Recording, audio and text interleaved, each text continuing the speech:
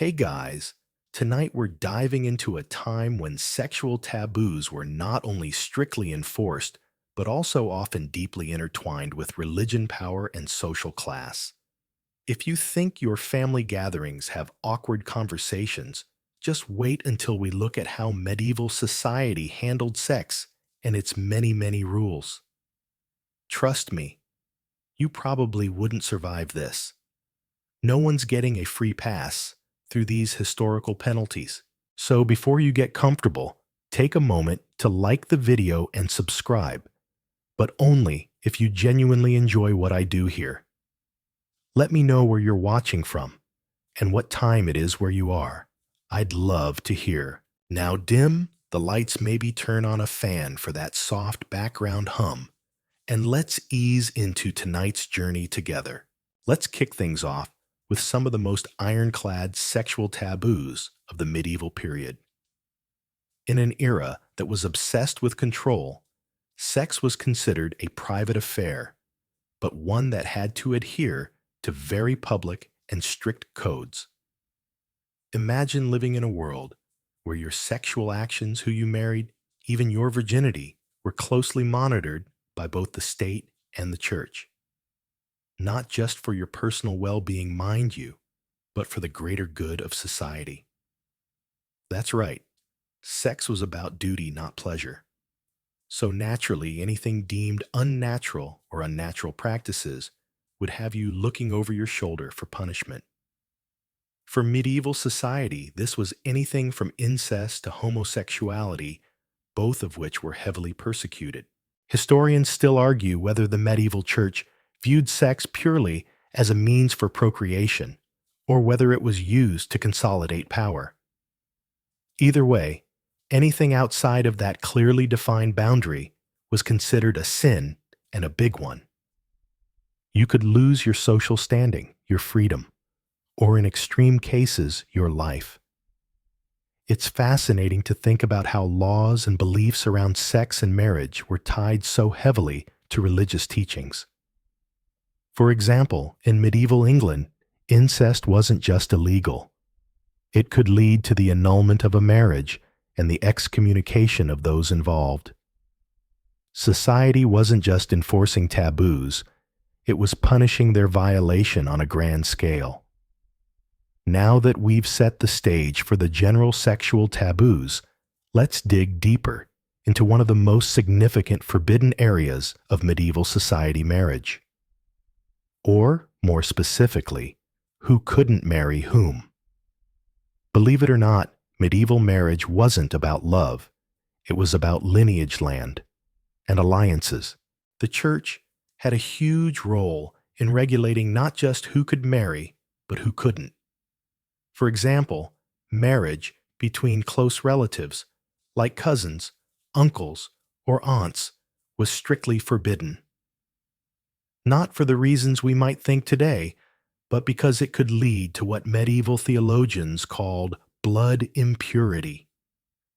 And while that sounds a little archaic, it was believed that such unions would lead to moral decay.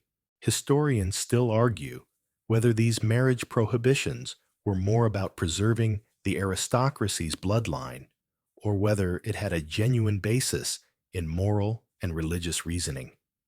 Either way, breaking this taboo wasn't something you'd get away with lightly.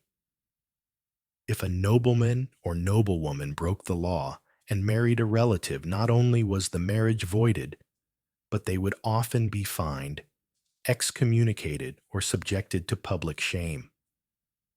For common folk, breaking marriage rules could lead to harsh punishment, including flogging or being banned from attending church. There were also cases where couples had to seek permission from the church to marry, and without this consent, their union could be declared invalid.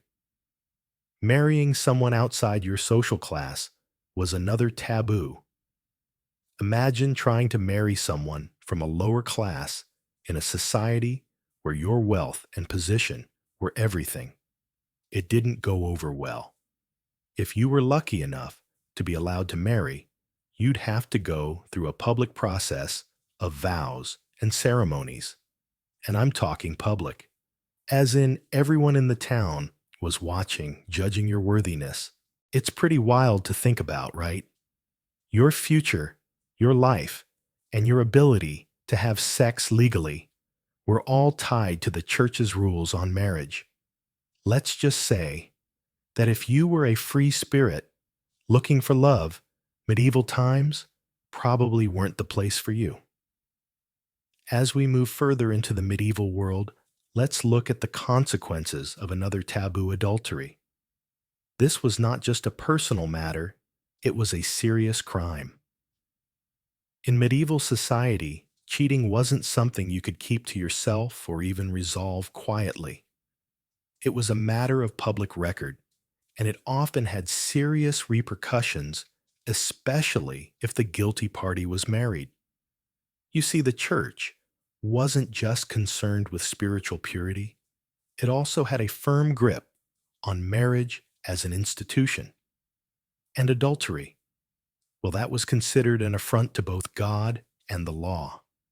The consequences could range from shunning to far more brutal punishments. Historians still argue whether the medieval legal system was harsher on women than men when it came to adultery. Technically, both parties could be punished, but women, especially those of higher social rank, had a much higher chance of being severely punished. For women, a charge of adultery could lead to public humiliation, physical punishment, such as flogging, or even execution in extreme cases. Meanwhile, men were sometimes able to get away with less severe consequences.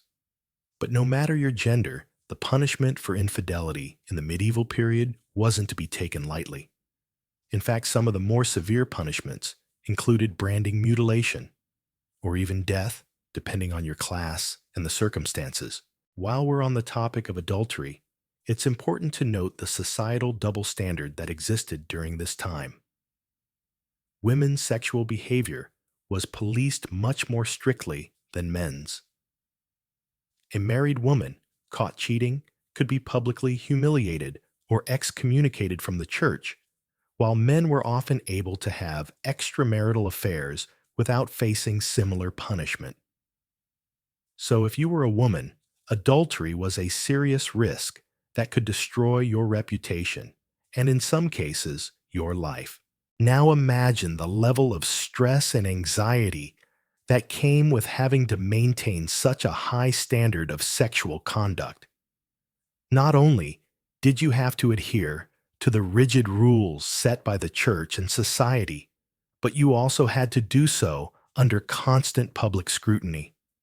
It's almost as if every private moment had the potential to turn into a public scandal. Now let's tackle a subject that was considered particularly taboo in medieval times: homosexuality.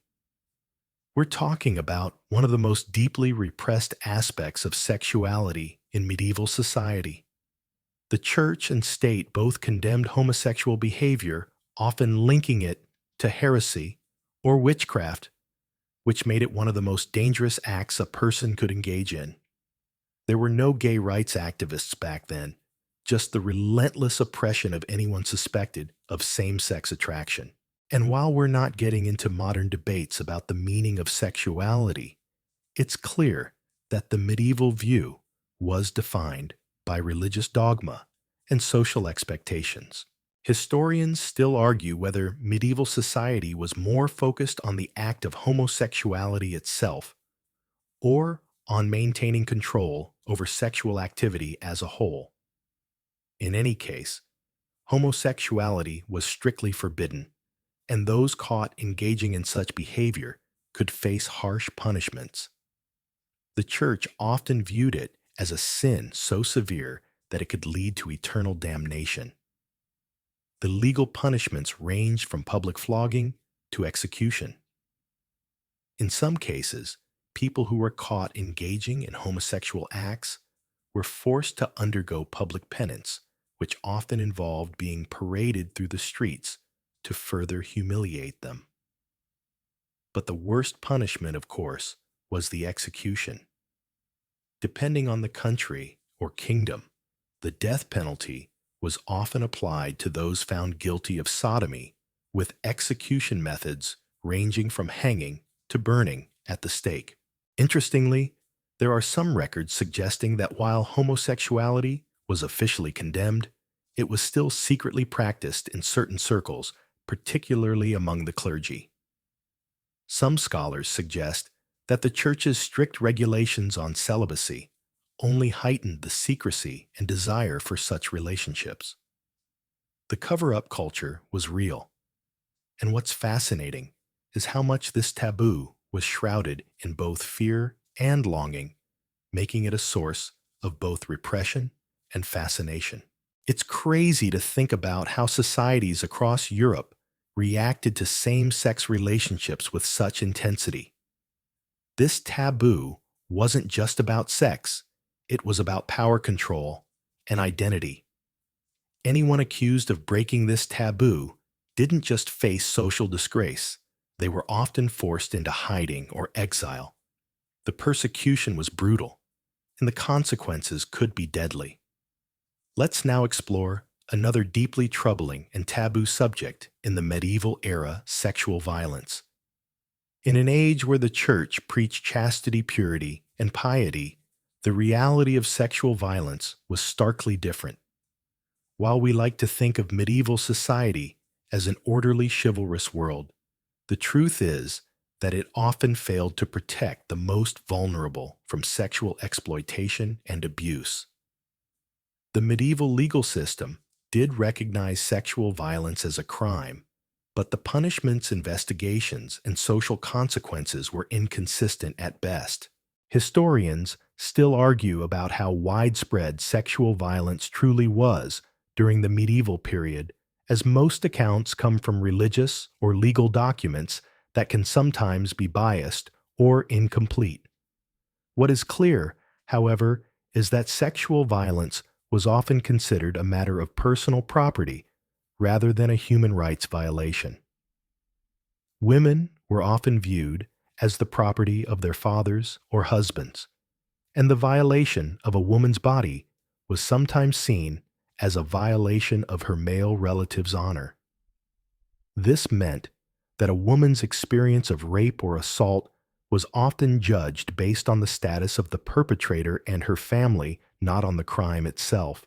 If the perpetrator was a member of the nobility or a high-ranking church official, it's possible that the punishment would be much lighter if there was any punishment at all.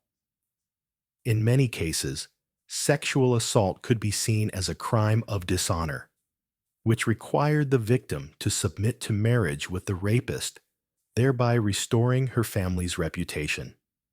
If you were lucky enough to be a noblewoman, you might face public shaming or physical punishment, but the repercussions weren't always life-altering.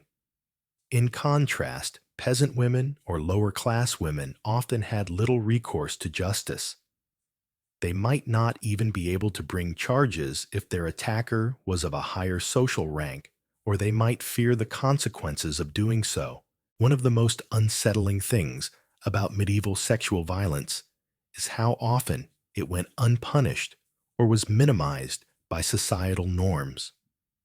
Victims were sometimes treated as complicit, with accusations of temptation or provocation used to justify the act.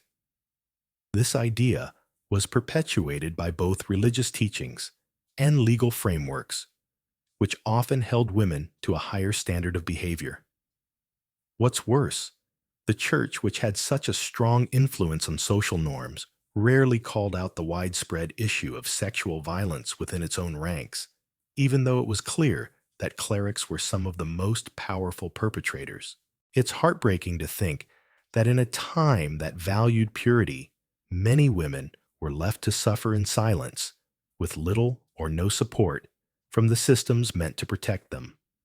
As we move further into the darker aspects of medieval sexuality, let's take a look at prostitution, an institution that was often both condemned and accepted in medieval society. While the Church's teachings preached chastity and moral purity, society had a somewhat more pragmatic view of human desire. Prostitution was at the time not only widely practiced, but in many places officially sanctioned. Some towns even regulated prostitution, assigning specific areas of the city for brothels, while others allowed it to flourish in the shadows ignored by the law. Historians still argue whether medieval society truly accepted prostitution as a necessary evil, or whether it was simply a case of tolerating an unavoidable part of human nature. One thing is certain: medieval authorities didn't view sex work as a moral failing, but rather as a social necessity. In fact, many medieval cities had specific laws for prostitutes. For example, in some places, prostitutes were required to wear specific clothing that identified them as such, marking them as outcasts, yet providing them with legal protections. But here's the kicker: while prostitution might have been legal, it was far from glamorous. Prostitutes were often seen as the lowest of the low, subject to both public scorn and the most severe punishments for breaking the law. Interestingly, the church had a complicated relationship with prostitution. On one hand, it preached against sex work as immoral, but on the other hand, it recognized the reality of human desires and accepted prostitution in certain circumstances.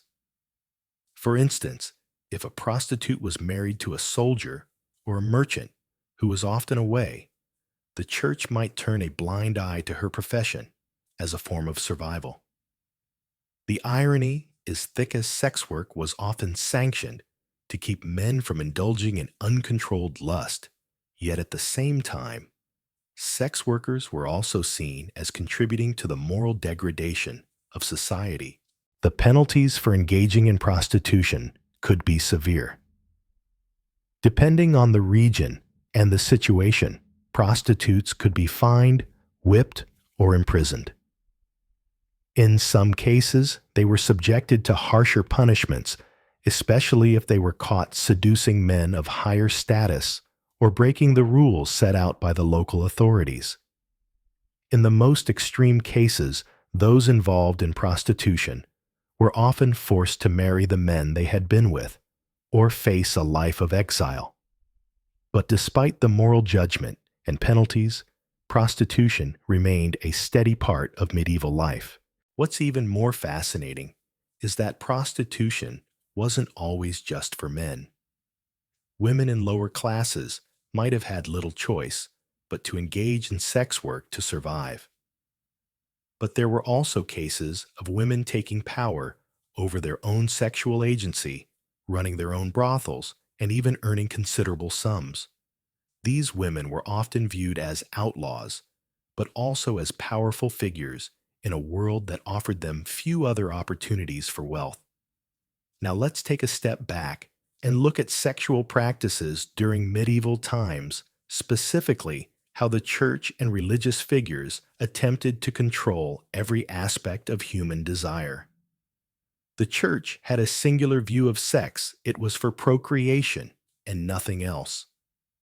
Any pleasure or enjoyment derived from sex was seen as sinful.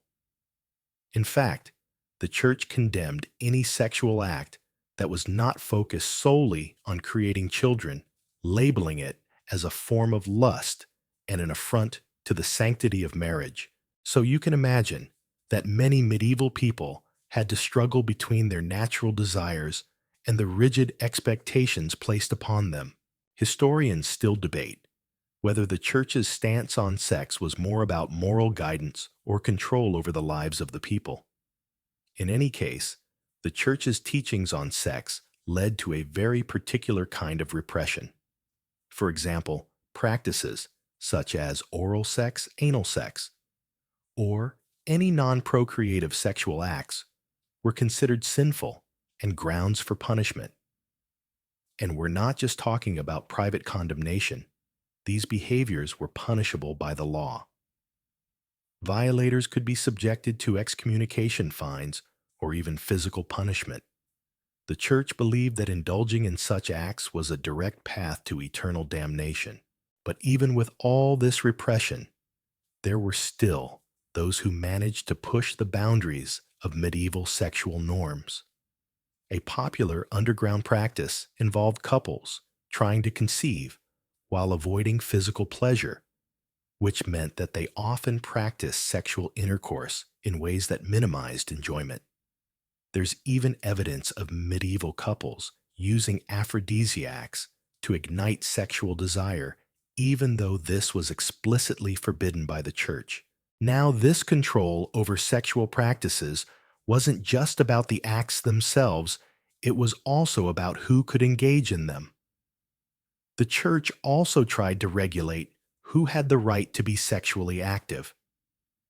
Clerics were expected to live celibate lives, and anyone in a religious order who violated this vow could face excommunication or worse.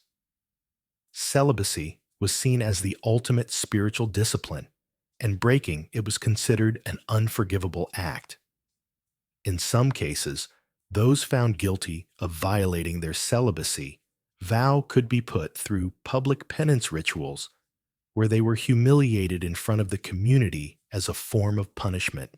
Despite this harsh control over sexual activity, it's important to remember that medieval people were still human.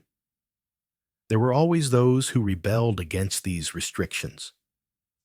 You might even be surprised to learn that some of the most famous and infamous figures of the time, from kings and queens to knights and clergy, engaged in sexual practices that completely contradicted the church's teachings.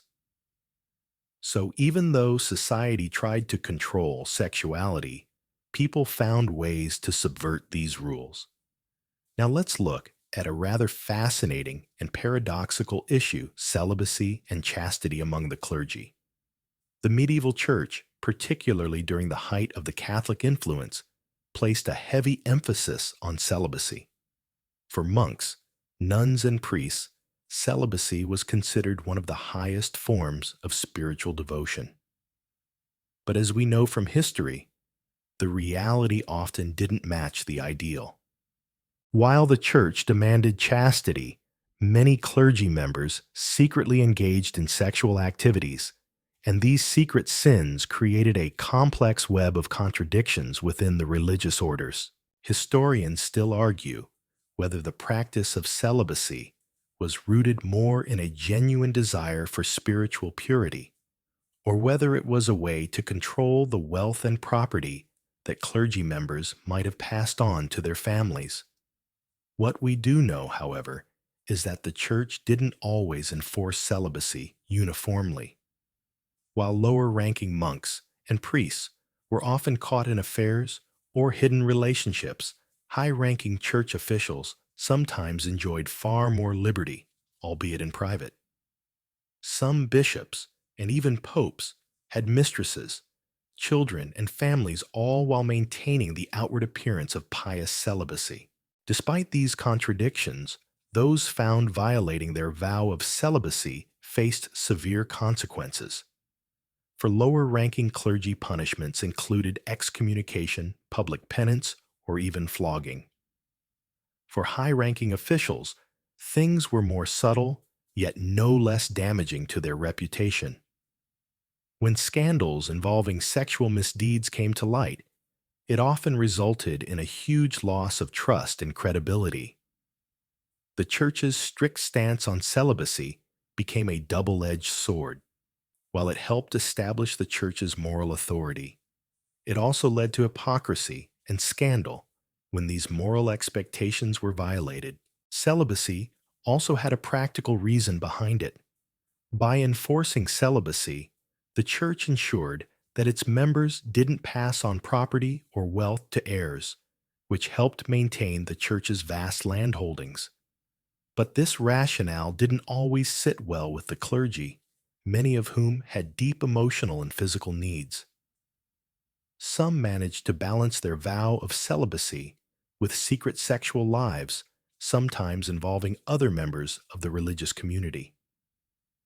The secret lives of these clergy members sometimes came to light but often with little consequence if they were high enough in the church's hierarchy. What's fascinating is how the church's stance on celibacy mirrored the broader medieval approach to sexual control. Just as the act of sex was considered sinful unless it served a procreative function, the church tried to control and limit sexual expression within its ranks to maintain authority and purity. But history shows that even the most devout individuals found ways to bend the rules. Now let's turn our attention to the role of women in medieval sexual culture.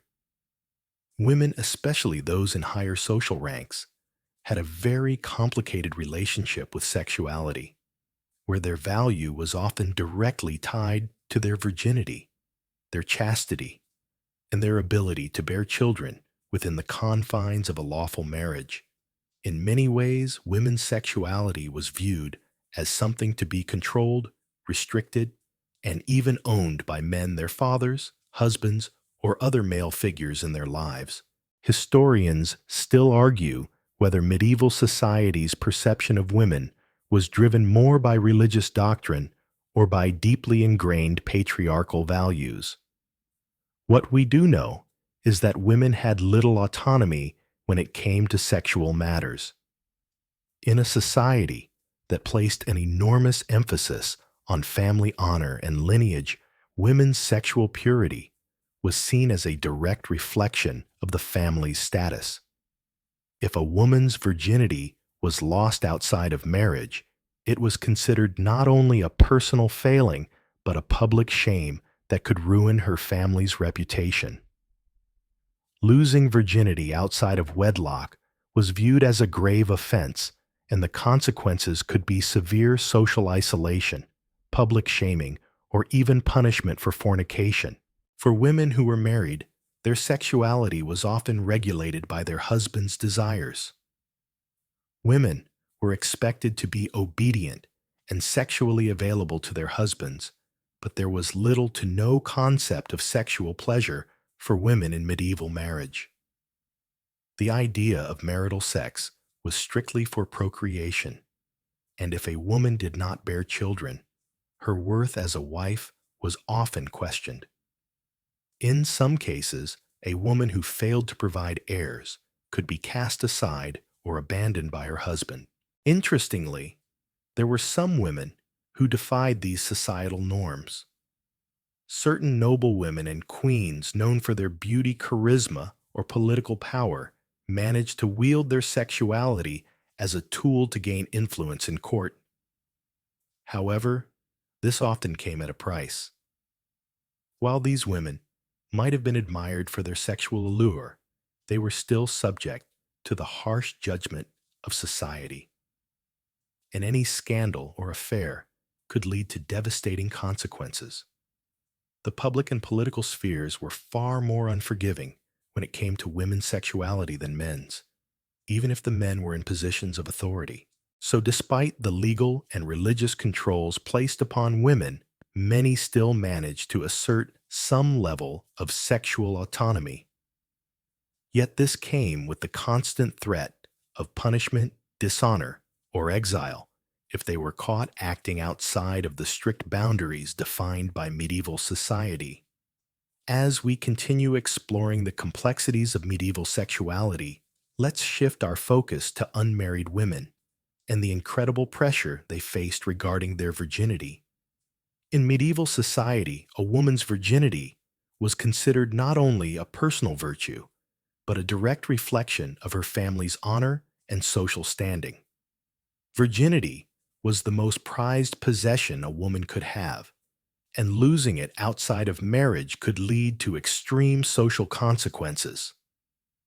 The pressure to remain chaste before marriage was immense, and for women, the very idea of losing their purity could bring shame not only upon themselves, but upon their entire family.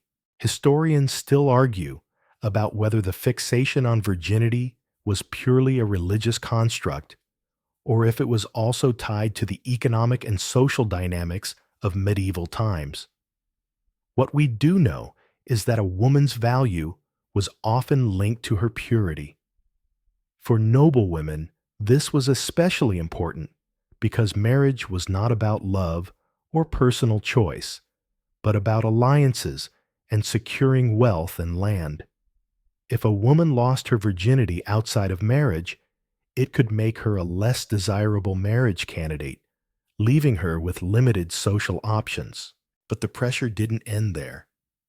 Unmarried women who were suspected of having lost their virginity were often subjected to public scrutiny. If a woman was seen as damaged goods, she might be publicly humiliated, branded as promiscuous, or forced into a life of exile or poverty. In extreme cases, women who were accused of engaging in premarital sex were subjected to harsh punishments, including flogging or public shaming. Even if they were not caught, the stigma of losing virginity before marriage was enough to cause long-lasting damage to their reputation and social standing. On the other hand, some women managed to navigate these expectations and even use their sexuality to their advantage. In royal courts, for example, women were often expected to marry for political reasons, but their sexuality could still be a powerful tool. Some women used their romantic and sexual relationships to build alliances, gain influence, or secure their positions within the court. However, these relationships, while they could be empowering, still came with the risk of scandal and public backlash. The obsession with virginity also extended to the church's teachings, which were often more concerned with the idea of purity than with the well-being of the women themselves. Women were expected to marry as virgins and maintain their chastity throughout their marriage. If a woman was suspected of being impure, it was not only a personal failing, but a reflection of her family's inability to uphold moral standards. The Church's view on virginity and chastity made it clear a woman's body and sexuality were never truly her own. They were public property to be monitored, judged, and regulated by society's strict rules. Now let's venture into the world of royal courts and how they were far from immune to sexual taboos. In fact, the courts of medieval kings and queens were often rife with scandals, affairs, and secret sexual relationships. These royal scandals, while hidden from the public eye, were sometimes the worst-kept secrets in the land.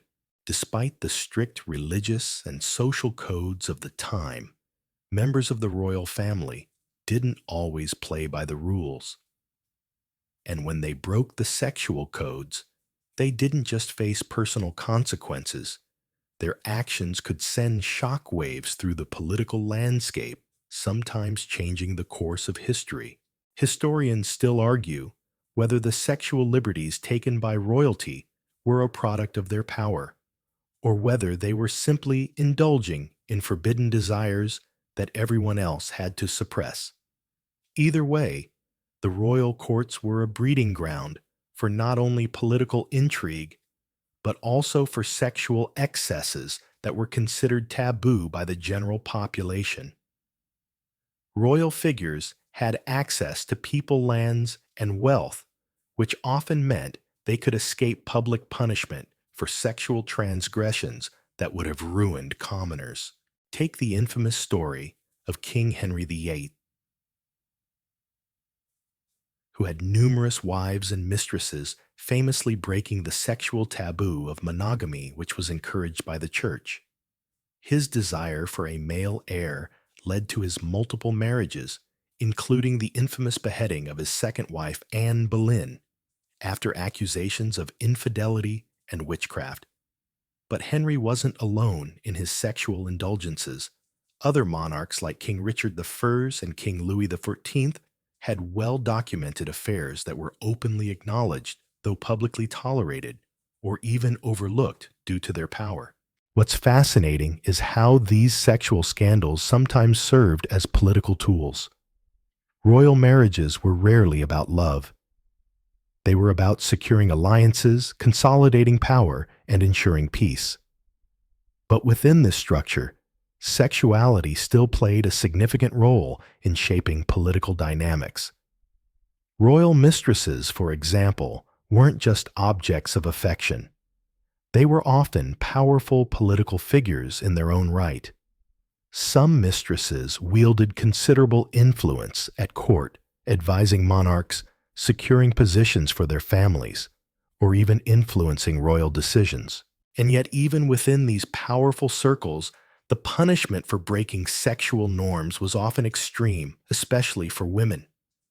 A queen who was caught committing adultery or having an affair could find herself deposed or executed, as was the case with Anne Boleyn. But for men, the consequences were often far less severe. Their sexual escapades might tarnish their reputation, but they rarely faced the same level of punishment.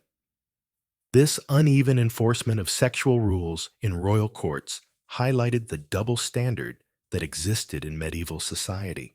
The irony, of course, is that the very rules that the royals were supposed to uphold, especially those regarding sexual behavior, were often the ones they broke the most.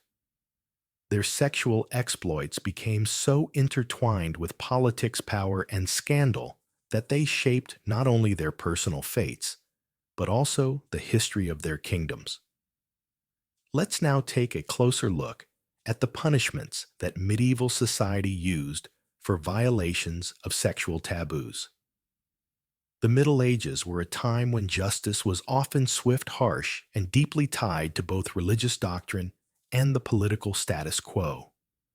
When someone was accused of breaking one of society's many sexual laws, whether it was adultery, fornication, homosexuality, or any other sexual offense, the punishment could be severe, with little room for mercy.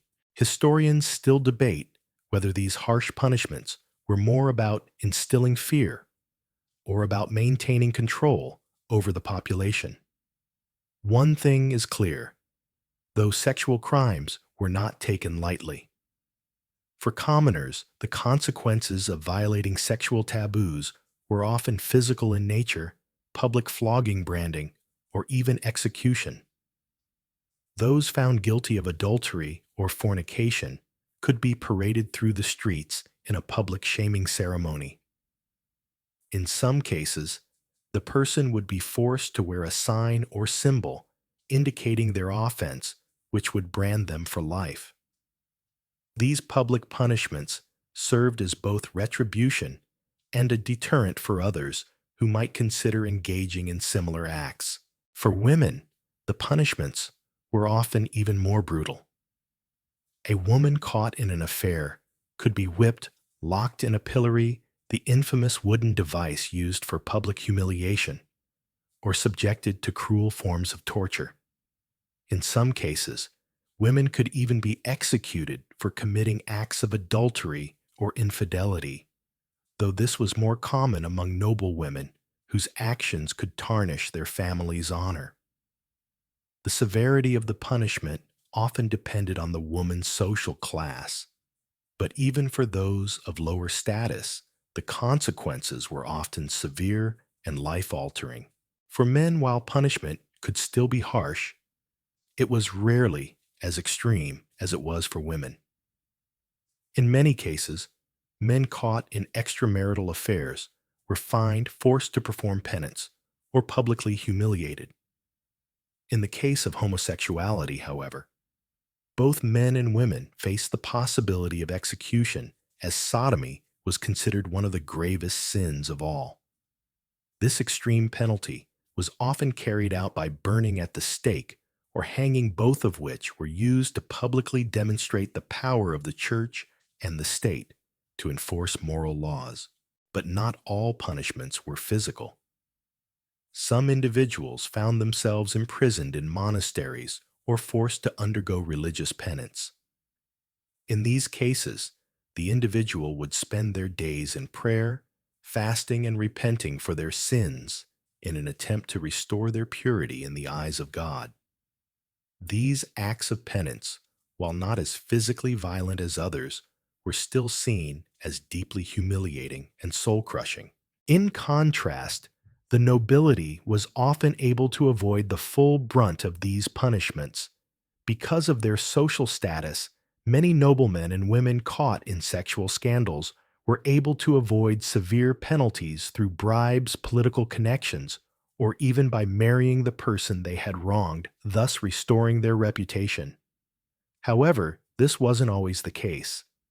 The royals were not exempt from punishment, as evidenced by the executions of figures like Anne Boleyn and the fall of King Richard II after accusations of sexual misconduct.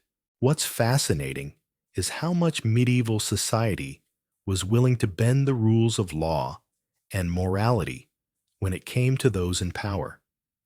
Sexual offenses among the ruling elite were often overlooked, and the moral consequences of these acts were rarely as severe. But for common folk, breaking the sexual codes of the time meant risking not only one's life, but also the very fabric of one's community.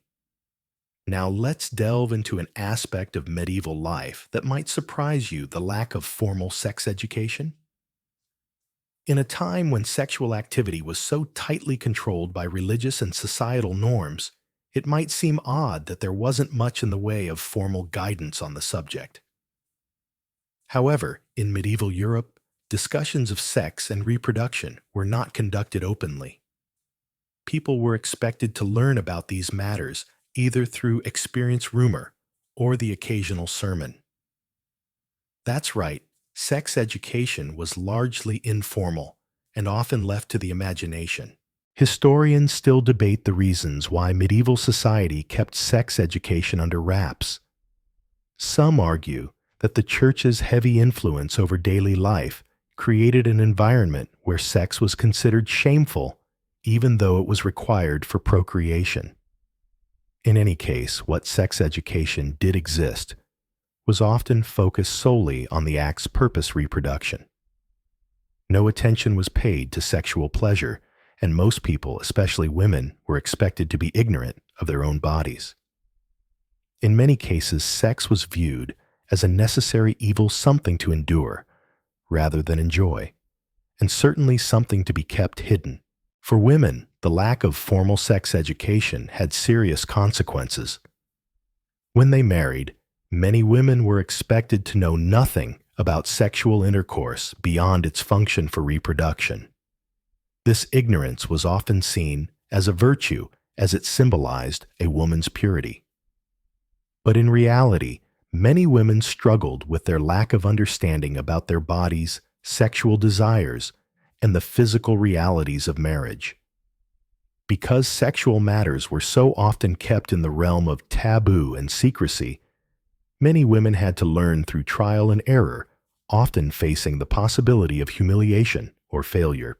In contrast, men, particularly those of higher social standing, sometimes had access to more practical knowledge about sex. Many men learned through informal teachings or from their peers, and in some cases, wealthy men could hire tutors to educate them on the finer points of sexual relationships. This disparity in knowledge contributed to the uneven power dynamics between the sexes in medieval society, where women were expected to submit to their husband's sexual desires without understanding their own. The church also played a key role in shaping medieval attitudes towards sex education. While it certainly didn't promote open, honest discussions, it did offer guidance on what was considered acceptable sexual behavior. For example, many priests and religious scholars wrote treatises on the proper ways to conduct a marriage, with advice on avoiding sexual sin. These texts were often full of guilt and shame, advising people to refrain from excessive or pleasurable sexual activity, as it could lead to spiritual corruption.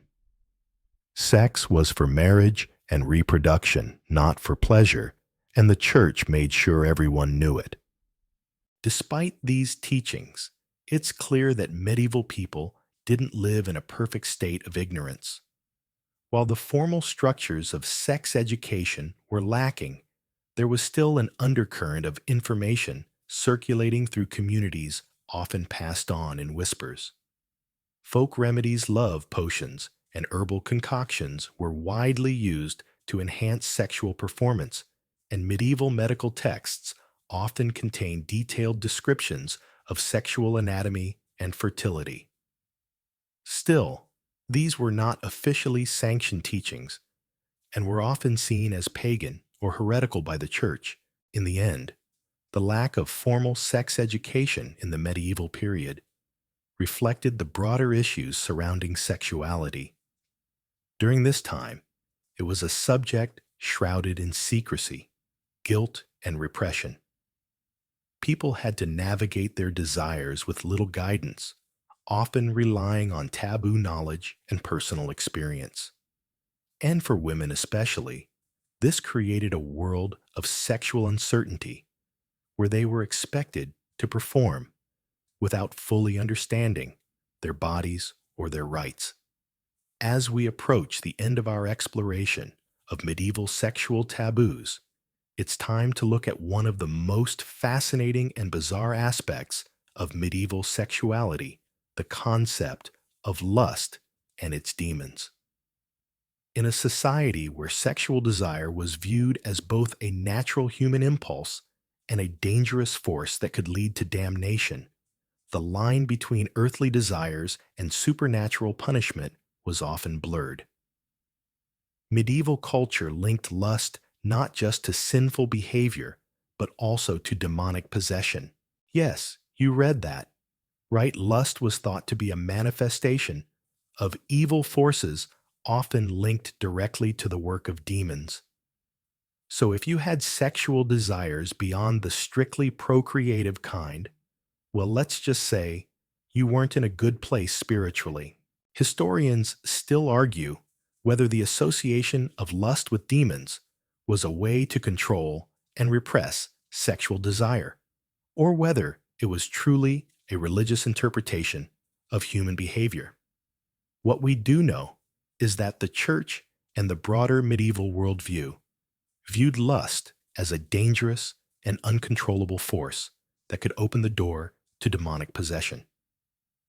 For centuries, people believed that if you were too consumed by lust, you might find yourself inhabited by a demon, or worse, you could become a vessel for Satan's evil. The most infamous example of this belief was the widespread fear of incubus and succubus demons, which were said to visit people during the night and engage in sexual intercourse with them. These demons were thought to be particularly dangerous as they would either seduce women or take advantage of men while they slept. The resulting offspring, according to folklore, would often be monstrous or evil, further reinforcing the belief that uncontrolled lust was a gateway to supernatural corruption. The belief in lust as a demonic force had a profound impact on medieval society's approach to sexuality. It wasn't just that sex outside of marriage was sinful. It was seen as an invitation for evil to enter your life. The Church worked tirelessly to suppress lustful behavior, associating it with the work of the devil, and stressing the importance of chastity and control. This led to a complicated relationship with sexual desire. On one hand, it was seen as a necessary part of life, but on the other, it was considered a gateway to sin chaos and demonic influence. The line between sexual desire and damnation was often perilously thin. As if that weren't enough, the Church even held exorcisms to rid people of the demons of lust. Yes, if someone was accused of being too lustful or indulgent in their sexual desires, they might be subjected to a ritual meant to cleanse them of evil spirits. These exorcisms could range from prayers and fasting to more intense physical rituals. The belief in demons associated with lust became so pervasive that it was woven into everyday life. Religious authorities used it as a tool to control not just individual sexual behavior, but the broader societal view of what was morally acceptable.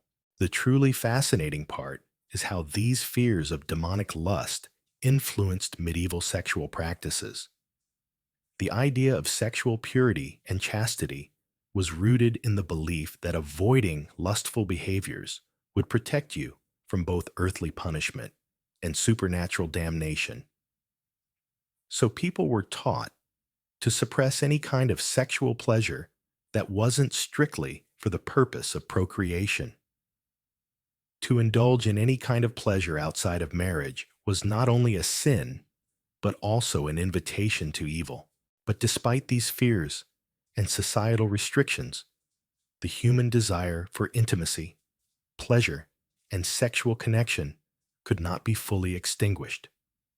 As much as the church tried to control sexual behavior, medieval people still found ways to indulge their desires. And ironically, this repression often led to even greater fascination and secrecy surrounding sex.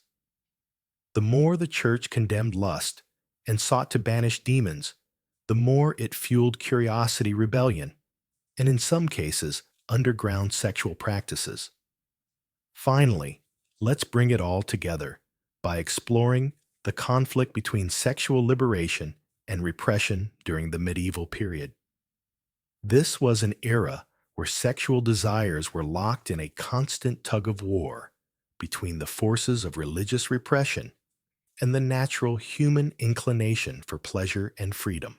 While the church tried to impose strict sexual codes, forbidding anything outside of marriage and procreation, medieval society couldn't completely suppress the urge for sexual expression.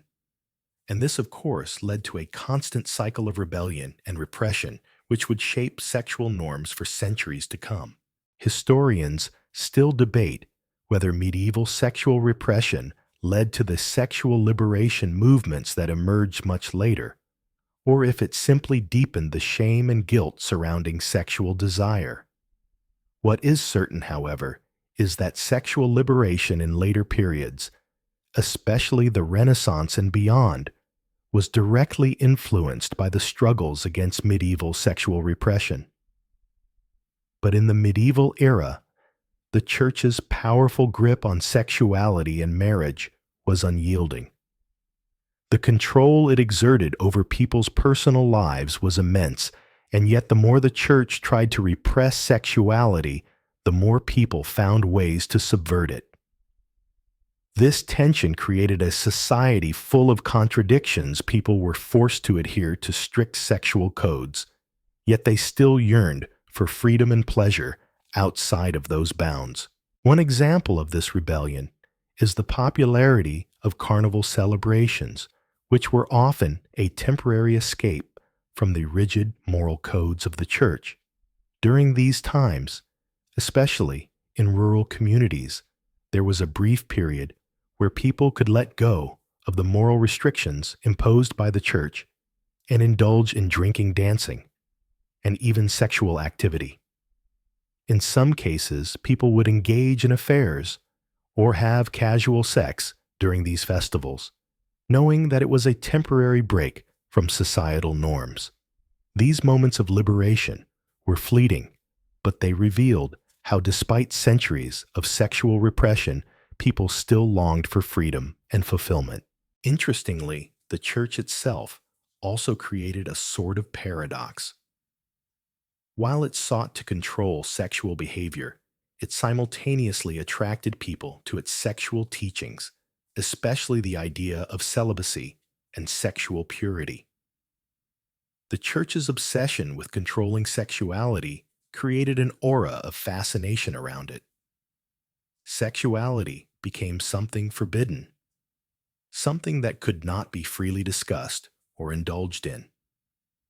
And as we know, when something is forbidden, it often becomes more enticing. But no matter how much the medieval church tried to repress human sexuality, it couldn't escape the fact that sex is a basic part of human nature. People continued to push back against these restrictions, sometimes subtly, sometimes overtly.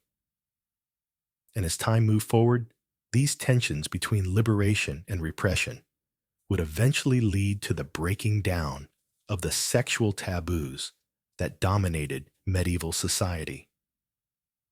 Though that wouldn't happen, for several more centuries, the seeds of change were already planted. As we look back at medieval sexual taboos and punishments, we can see how deeply these beliefs shaped the lives of individuals and communities. For some, the consequences of violating sexual codes were dire excommunication, physical punishment, even execution.